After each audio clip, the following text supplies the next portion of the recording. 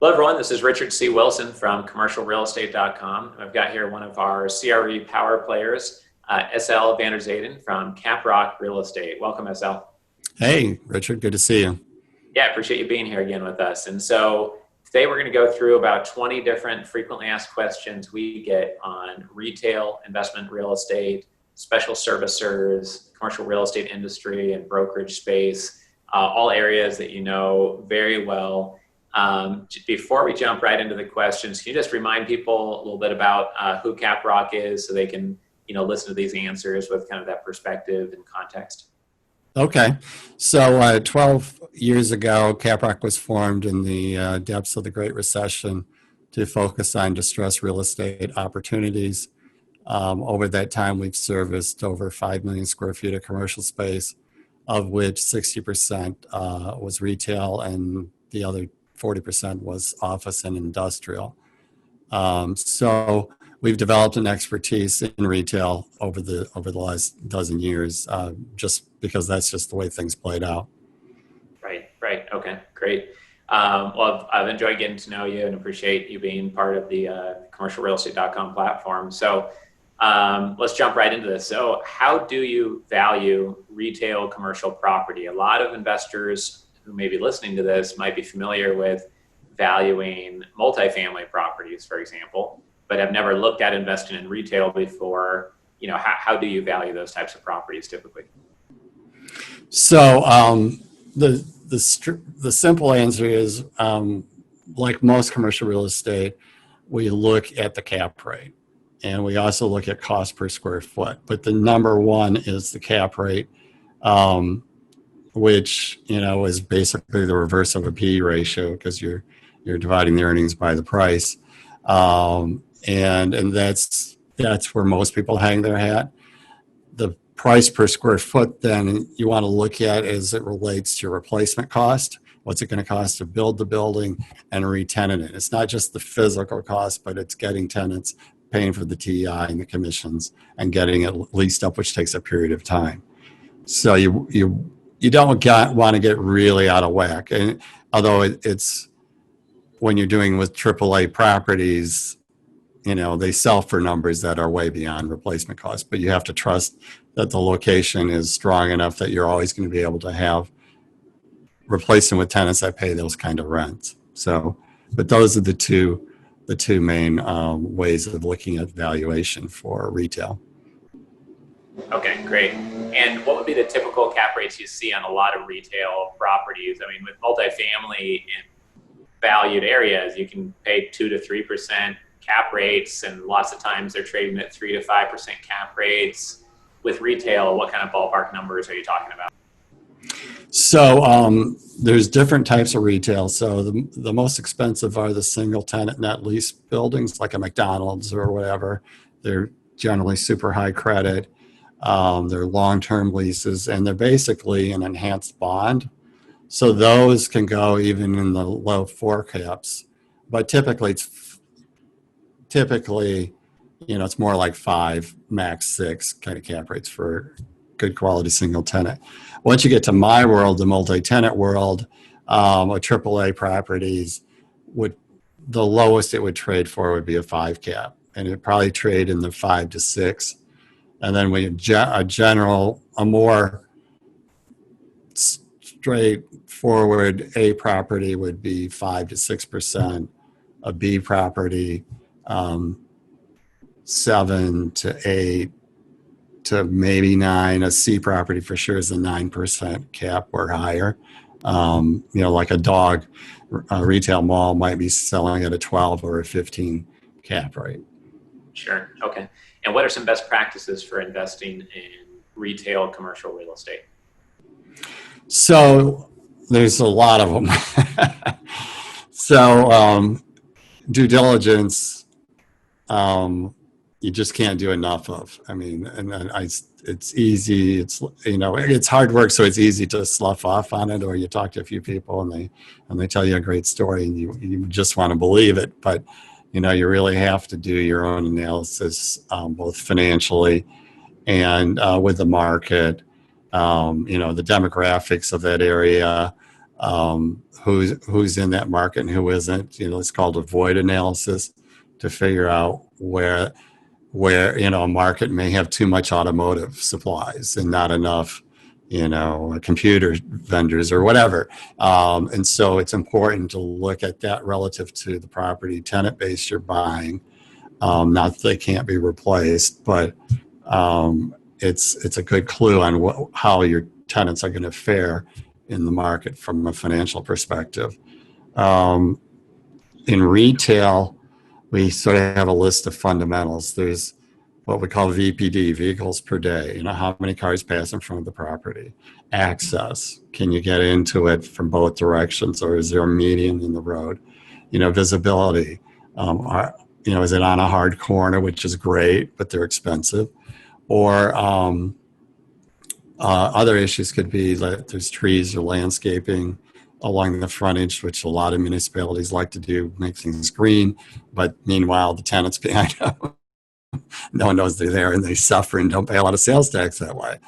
And lastly, outlots can stand in the way too. I mean, it's a balancing act to put outlots there because they draw customers in, but you also still need the visibility to the tenants in the strip center. What else? Assuming you're not buying this direct and you're working with a sponsor, you want to make sure that the offering memorandum is thorough, hasn't deliberately left things out, and check it out, make sure it makes sense. But those are, if you follow those things, you're going to be in a great shape. Lastly, I would say is if you're doing this and you're not a pro already, you need a partner, whether that's a mentor or a partner or a sponsor, someone who has the track record and history that you can rely on. Otherwise, you're shooting in the dark. Right. What about for someone, whether you're the investor in a retail commercial property or you're looking to lease one, what are some of the major components that are unique to retail commercial real estate leases compared to other types of leases maybe that investors have seen before? So we're talking about the lease. Right. Okay. So, all leases, identify the premises and the size and the rent and whether it's net or gross, things like that. But where retail leases get complicated is what's considered a common area expense. And in a center with 15 tenants, you could have 12 different definitions of common area expenses that are covered, and they end up calling them pools. So a CAM pool. And that's one of the most complex things about retail versus other property types is tenants, especially big tenants, have gotten very good at carving up what normally everybody would say, well, it's an operating expense, of course it's a pass-through. And they'll either eliminate it from the list or cap it. So it's there, but now you can't charge the full amount. And so just figuring that all out, it's a level of complexity that's very annoying in the industry. Right. Yeah, we were surprised when we rented retail space to operate our office out of before. Just little things like, the air conditioning unit for our space was owned by the building, maintained by someone else. But when we moved in, we were responsible for maintaining this air conditioning unit out of our pocket, even if it hadn't been maintained well by the previous person. Like little nuances like that you might not have to face within a certain type of net lease or an office lease. It was interesting for us to discover. In retail, it's sort of the wild, wild west when it comes to HVAC. Right. Okay. What are some negotiation tips for those looking to secure commercial retail space for lease? So, number one, I recommend getting a tenant rep broker, getting a broker to represent you, trying to be an expert at something like this on your own. There's no upside. I mean, the owner of the property is going to compensate your broker, so you're not even coming out of pocket for it. And they're then going to be able to, give you lease comps on what rates are being paid by similar uses in the general area. They're going to be able to help you assess the condition of the space and how to get what you want out of it. So, being before the lease gets signed, figuring out what's lacking and getting hopefully the landlord to pay for that. And whether that's a cash or abatement of rent that compensates you for paying for that, that's part of the negotiation. Again, the broker will know how to handle and will be the best person to handle that part of it. Sure. How long is a typical commercial property retail lease for? Well, it's anywhere between 3 and 10 years. And most of them are 5. Five is like probably 40% of them are 5-year. There are reasons to do shorter leases, like a 3-year lease, and there's reasons to do a 7 that's not quite a 10. A 10 is probably a high credit, national credit tenant that has been in business a long time, knows they're going to be in business a long time, and has learned that agreeing to rates today are almost always below market by the time 10 years turns around. So they save money rather than doing shorter leases that get readjusted to market, every 3 years or whatever. So, but if you had to just pro forma something, you'd use 5 years. Right. Okay. During the pandemic and COVID, what type of a discount are retail commercial real estate spaces leasing for or selling for? We've had several questions around this come in to us directly, and I'm just curious what you're seeing as kind of an expert in this marketplace. If someone's looking to sign a lease or buy something now, is it 5%, 10% discounted? Is it much greater? What's kind of like the fairway of the discount that people are applying? The leasing that my team is doing, we haven't seen it's no more than 10% for sure. It's more closer to 5%, I would say, at this point. It's just they're pickier about the space, and they don't feel as pressured to make a decision because there's fewer people out there. So I think there will be more sizable discounts coming up as this plays out. But at this point, people are still shell-shocked. There's so much uncertainty that people don't know how to price it. And so, really on the leasing front, the people that are out there are smart companies that want more space, and they want to get the best space available. So they're out nailing them down at a time when landlords are pretty flexible. I see. So it might be less about what exact percentage, might be binary, like the best spaces are getting loved. Right. And other spaces are getting no viewings at all because... Right, exactly. Right. Okay. If you have an empty drive-through space, Starbucks is knocking on your door. It's that kind of situation. Right. Okay. How is commercial retail property financing typically handled? Multifamily, there's a lot of agency financing, some local banks. For retail space financing, is a lot of that done through local regional banks, or what? How is a lot of this property getting financed? Surprisingly, maybe to a lot of people, is a lot of banks, I'd say most banks aren't very good at doing commercial loans for real estate. Just the way banks are set up and how the money works, they're way better at doing short-term loans than long-term loans. And that's why we have things like CMBS, collateralized mortgage-backed securities, where it's really more of a bond, and it ties to the treasury rates, and it makes sense that way. A lot of the lending comes from life insurance companies. They have piles of money that they have to keep invested for their policyholders, and they sort of sit in the middle. They can do a 5 or a 10-year loan, mostly 10-year loans, where a bank was only comfortable in a 3 to 5 year zone, maybe, and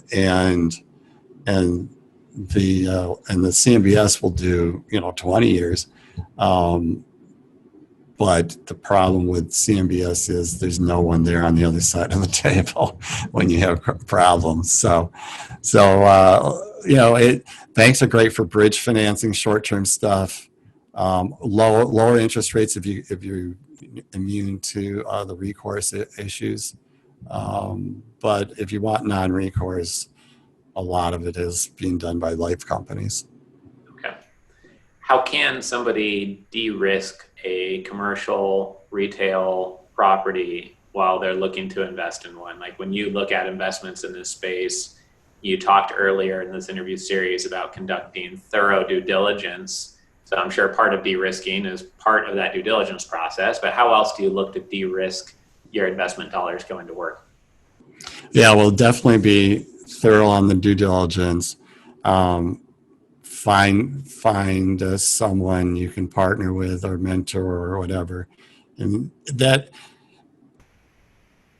experience and wisdom you get from doing this, and it just accumulates every day, is hard to get out of a book. Although I do have a book I highly recommend by Peter Linneman out of Wharton, called Real Estate Finance and Opportunities or something, but you can't miss it. It's one of the most popular textbooks, and if you read that and understand that, you really have a lot of the fundamentals down.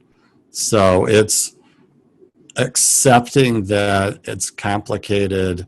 There's never a clear-cut answer. It's a judgment call at the end of the day. Right. Great. And in terms of conversion, I've seen retail spaces being converted into other uses that might be like a best use of that retail space, even though the initial intended use was retail. What are you seeing as kind of the most popular or the biggest trending repurposing of retail commercial properties right now, that like through your clientele or from your own investment ideas? So if it's a big box that's been vacant and they can buy for pennies on the dollar, self-storage is a very popular reuse. Self-storage, it's expensive to convert the building to it, but once you're there, the dollars per square foot that people will pay in rent, they put stuff in there, they forget about it, and they pay rent for 20 years. They pay 10 times the value of what they put in storage. That's a popular reuse. The next would be like churches and schools. It can take up a lot of space. They're not, top of the market rent payers. None of these uses pay as much rent as retail. But you're talking about a property that's already expired from a retail perspective. And then entertainment kind of things like paintball and trampoline and gyms and stuff that are experiential, and again, they need a lot of space, so you're not necessarily going to get a ton per foot, but it'll use the space and fill it up with people. Sure. By chance, I have a client working on a repurposing of like a Kmart into a warehousing facility because of the boom in distribution. Oh, sure. Companies.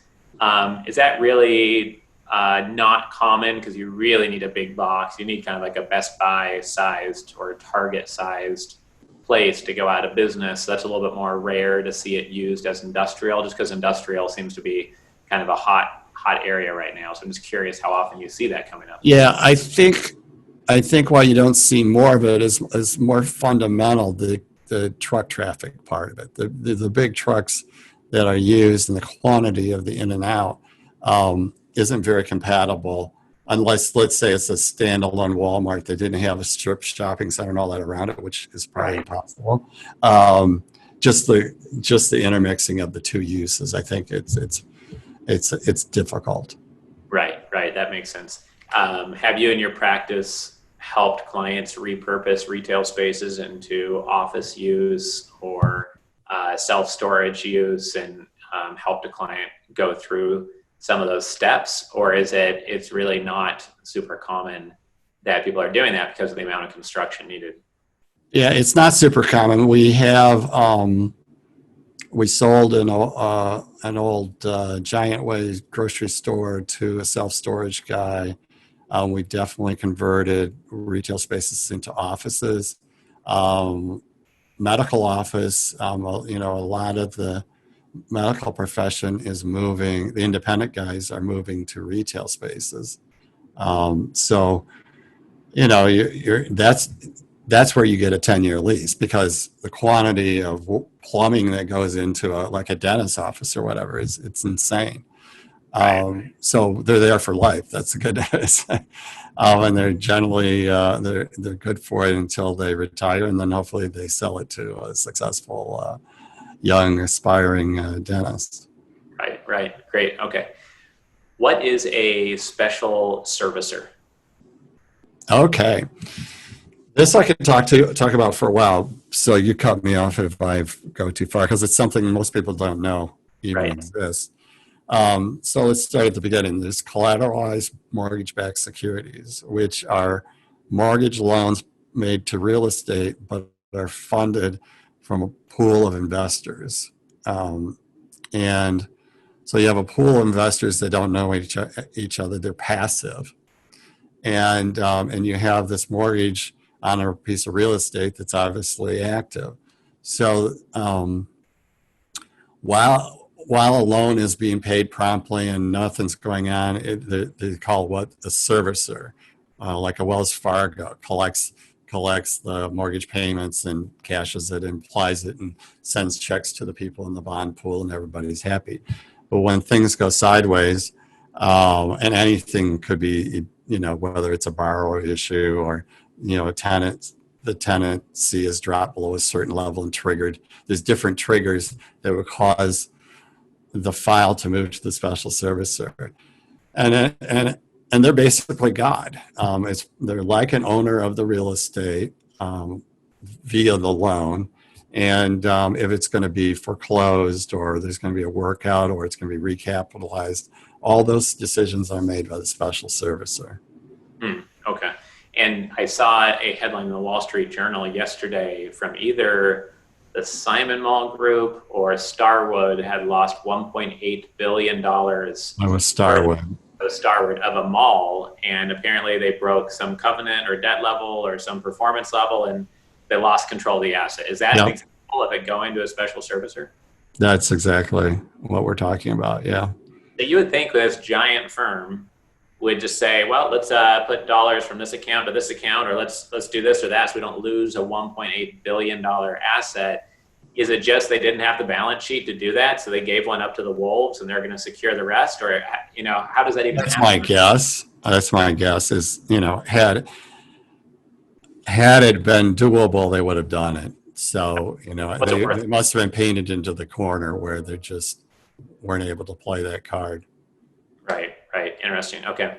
How can investors, commercial real estate professionals work with special servicers or source deals from a special servicer to access a distressed investment opportunity? Okay. So personally, because our firm does foreclosure receivership work, we're talking to the asset managers on a regular basis. And as times that a loan comes into them that's troubled, they haven't made a decision what to do with it. And we see opportunity there, and we say, hey, if we bring a buyer, would you sell it? And the rule for them is it has to sell for more than the appraised value for them not to go to market and market it widely. So there's that. Most of the special servicers now have their own sales platform, or they are share ownership with other special servicers. They're typically fairly auctiony, and they have a mixed record with buyers. There's always, tales of, bidders being manipulated into bidding higher than they wanted to. But definitely, you hang around the hoop and, things come through. And it's just remember that just because it's distressed doesn't mean it's a good deal. there's a lot of distressed real estate that was when people didn't know it. Distress for a reason, perhaps. Yeah. I mean, Yeah. interesting though, if you compare that to single family residential, people see a home under foreclosure or bank owned, they have to be very patient. They have to pay full cash for that asset. They don't know if you're going to get it for 6 to 9 months. And I thought that maybe a special servicer is, oh, there's paper on the property for 1.4 million. The property is worth 2 million. The bank is not getting paid. I thought perhaps in some cases you could buy it for what the bank has the paper on it to relieve the bank of that being on their balance sheet. Can you comment on those two perspectives of someone who's kind of ignorant of special servicers on some level? Is it you have to pay all cash and you have to wait 6, 9 months to even know whether you're getting the thing or not? And can you ever buy it just for the paper the bank has on it in some cases? Well, I think when a single family home, you're talking about homestead rights, the right to redeem, like 6-month period where the title isn't yours until that's expired. With special servicers, they can sell the paper, but you want the real estate. And to do that, you have to successfully foreclose on the property, which takes, again, your 6 to 9 months or even more. So the hard part about buying notes is if you pay full price, and it's still, and it's 80% of what the property's worth or whatever, that's great. But if the borrower redeems, if they pay off the note, you've made nothing, right? And you've probably expended legal bills, right? So a smart buyer wants to buy that note at a discount. So then the note holder has to be stressed enough to be able to be willing to sell it at a discount. So that's why it doesn't happen more often. Usually what happens is these funds with billions of dollars buy a whole portfolio. And there's performing loans, there's non-performing loans, and then they sort of separate into stacks and work it. And, and they have the teams to do it. And, right. And you work through it. And, it's not a lot of fun, but it is profitable. Right. Okay. How can, besides going through a special servicer, people talk about off-market real estate. It's kind of not even a term that people like to use the last 10 years because it gets used so often. People will say, oh, this is off-market, and they'll email 400 people saying it's off-market. Right. Well, now it's on market because you're telling people about it on some level. So in your experience, what are some legitimate ways to source distressed or off-market properties that an investor or an investment firm could learn about, by listening to this interview? Right. So, sourcing off market is something we do. Our investment sales group, because we're a small company, really can't compete head to head with the CBRE or the other guys. And they have, fabulous marketing materials and great stories. And, so what we do is we use a service that provides sales data on transactions, and we separate out the ones where that has ownership information and it isn't currently listed on the market, and we'll call them to see if they have an interest in selling. And it's a lot of calls to get to a yes, but it happens. And then you're very careful about showing not one by one, but very few people, that you show it to keep that aura of being off market. And people love to buy when they're not competing directly with someone, even though they might pay the same or more. It's just that it's a feeling that you're not being pressured that people like. Otherwise, might be jerked around and lose it by $1 or some escalation clause or just Right. Yeah, makes sense. So, as an investment firm, what do you look for in a commercial property broker? I'd like you to answer this from a couple of perspectives. One, you have your own real estate firm. You might hire brokers. So you might look for something in a broker to hire them to your team and join your platform. But being as experienced as you are, if you sold Caprock tomorrow and you needed to go out and hire a broker, what also would you look for in a broker to actually represent you in your interest, if you can kind of answer it from both perspectives? Right. So, in no particular order, for me, the broker has to be very professional. They have to have good communication skills. They have to have a track record that can prove that they've sold the kind of property that I'm trying to sell. In this case, retail. That hopefully have a book of business already of clients, so that they can say, hey, this would be a good property for these 12 guys in my group, and then shorten that process, because the longer, once you go to market, the longer it's on the market, it gets stale, it gets hair on it, whatever term you want to use. And that starts hurting the perceived value of the property, because people are herd focused. And if somebody else doesn't like it, there must be something wrong with it, right?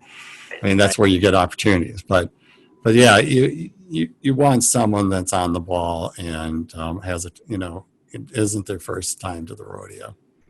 Right. Now, as far as hiring goes, I hire guys coming out of with real estate degrees, typically masters, from DePaul, and we send them out. They get their broker's license and they start working. And we train. We're organic. We train people our way, and we found that works the best.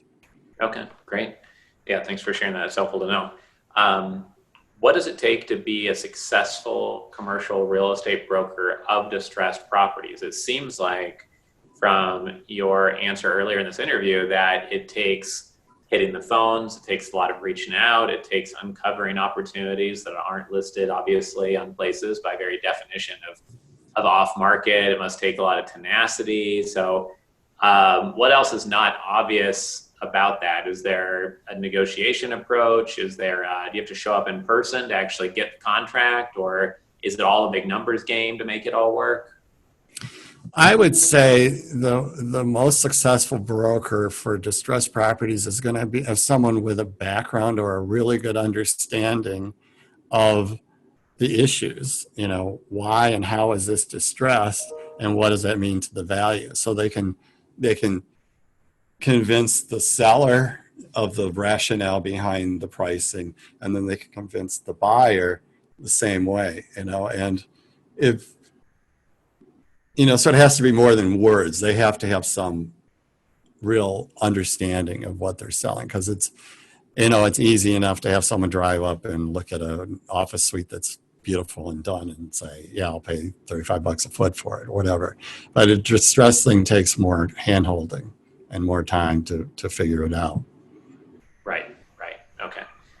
And what do all of the top grossing, most high volume, most productive commercial real estate brokers all do and all have in common that, you're probably training those new people that you hire to be like those people, but what could you point out that would really help a CRE broker who's really looking to be a top performer and willing to put in the time and the effort and the education to do so? Well, personality trait would be tenacious and persuasive. But what the most successful guys do is build a team. It's so much more powerful than doing your own thing. And so that means you're going to have people doing analytical work. You'll have people doing marketing work, marketing materials, gathering data, and maybe some of the better ones are actually doing some showings and stuff too. But then that person, that broker, the top broker, has so much more time to spend on selling, because all this stuff is taking care of itself while you're doing it. And then it's amazing when the numbers that people can generate that are good at it and have a good team. Right. So if I'm reading into that as someone more junior, I would say, well, I need to join a strong team, see how a team operates, learn from that, be mentored as part of a dynamic team. But then long term, my goal should be to have my own team, so that I'm only doing the part which I'm best at, or which makes the most money, or that closes the big clients, et cetera, right? Right. Yeah. And the real attraction of that is you're learning from, one of the best people out there, and he has to share his knowledge because he benefits by the team being stronger. Right. So yeah, that's a real sweet spot for people that are on the ladder still, reaching for that level. Great. And if somebody wants to start their career in commercial real estate and just take the very first step or two, besides going to Caprock's website, if they're in the Midwest and going to apply to work for you, I mean, what else could they do as a very first step or two to break into the industry? So I've got some stuff. Everybody that comes in here gets Peter Linneman's book. And I don't know if they all read it all, but it really gives you a baseline. The day you think you're interested in becoming a broker, you should sign up for and start taking the classes to pass the state exam. Because the shorter time when you find an employer, the less time that's spent passing the exam, the sooner that you can get to work, and showing up with the license is the entry point. And then it's really, I would recommend finding an opening at a firm that has, is a larger firm that has established procedures and training that invests in their people. There's some that give you a phone and tell you to, pound the pavement and all that stuff. But the good firms really train their people well. And even if you're only there a couple of years, it's knowledge that you'll have for the rest of your life. Right, for sure. Great. And what are typical commercial real estate brokerage fees? What are people getting charged if the deal is done by one broker from buyer and seller versus a shared fee? What's kind of the ballpark range? Right. So it's pretty common just to deal with the co-op broker. If there's two brokers involved, you take the fee that had the listing broker done the deal without a broker on the other side. It would be, let's say, 4%.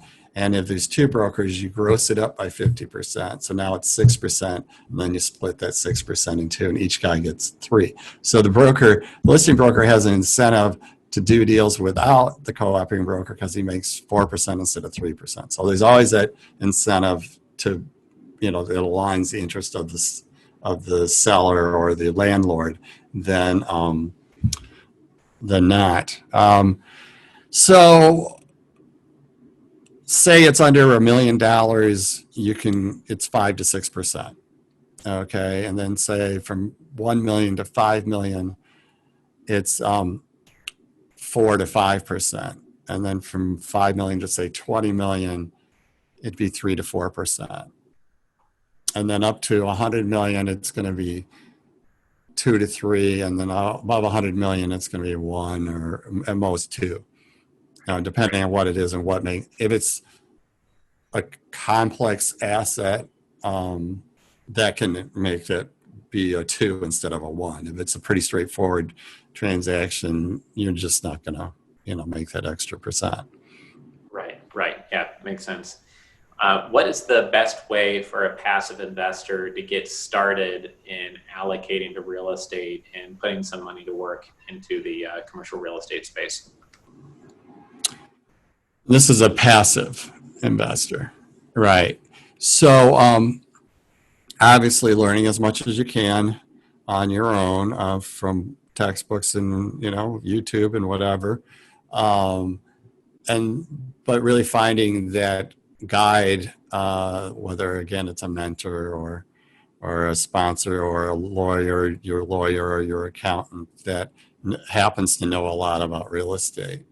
And whether you're buying the real estate directly on your own account or you're buying through a sponsor and owning a piece of it, you really want to, between the offering memorandum, which is OM, between that and what you do on your own should still be the same amount of information gathering.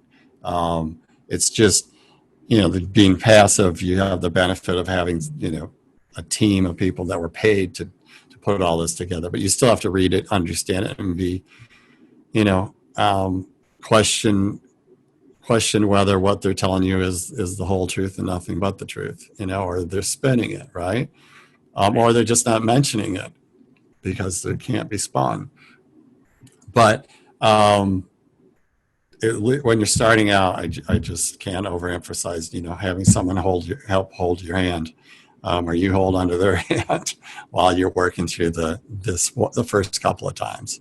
Right. I've heard that from many experts in this space. My last question here is, how can an active investor, someone who wants to actively be allocating to commercial real estate, first get started? And part of my question is about how important is it for them to focus on one niche area? You're very focused on retail. Some investors invest in all types of real estate. I've got one client who's done 150 hard money loans. All they do is hard money, residential, fix and flip type loans, very specialized. And some toss their money all over the place. I mean, what's kind of your suggestions to someone getting started on investing in commercial real estate actively?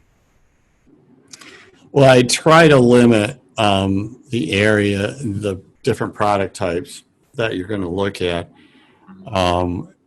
And obviously, ideally, you're only looking at one.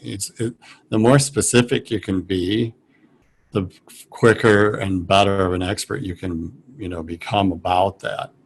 It doesn't mean you can't change and expand over time, but if one day you're looking at an office building, the next day you're looking at a warehouse, I mean, people do it. And, they're usually more financially focused because they all look the same on a spreadsheet. But real estate investors really need to learn a lot about the product. And then the properties vary dramatically, and what makes them successful is different. So I would recommend sticking with one property type. Sure. Yeah, makes sense. Great. Well, I appreciate your time here today, and thank you for the help conducting this whole interview. I know we covered a lot of different questions, about 2,000 questions here over the hour, and I'm sure this will be helpful to many people listening. So if anyone wants to learn more about SL, then they can visit his website. I was just there earlier today. I think it's caprockcommercialrealty.com is your main website, correct? Yeah, the simpler address, though, is caprockre.com, Caprock Real Estate. So caprockre.com it shows up with that longer name, but that gets you there, and it's simple. That's simple. Okay, great. Well, I look forward to having you speak at our CRE Power Player Summit coming up in just about 2 weeks. And thanks again for your time here today. All right. Thank you, Richard. Take care. This content was created by commercialrealestate.com. Access our community, investment databases, training, and live events by visiting www.commercialrealestate.com.